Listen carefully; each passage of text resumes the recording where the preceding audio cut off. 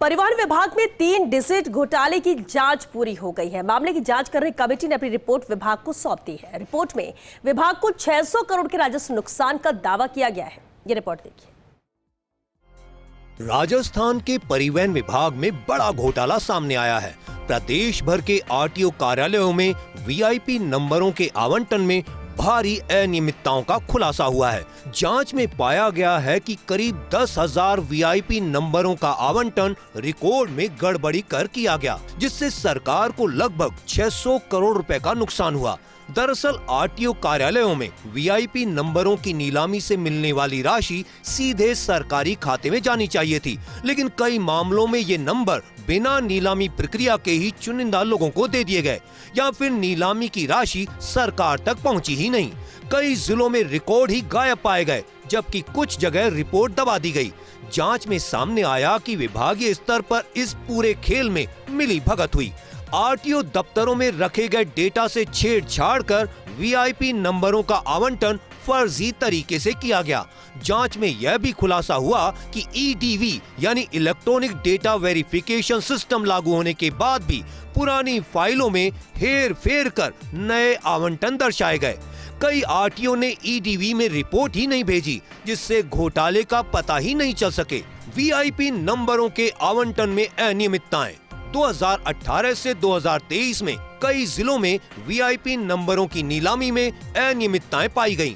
जयपुर, जोधपुर, कोटा, अजमेर, अलवर और उदयपुर में वीआईपी नंबरों की नीलामी में भारी अनियमितताएं उजागर। कई बार तो एक ही नंबर कई लोगों को जारी भी कर दिया गया, जबकि कुछ मामलों में नीलामी की रकम की रसीदें बनाई ही नहीं गईं। सूत्रों के अनुसार यह खेल आरटीओ कर्मचारियों और बिचौलियों की मिलीभगत से चलाया गया। घोटाले की गंभीरता को देखते हुए प्रवर्तन निदेशालय ईडी ने मामले का संज्ञान लिया।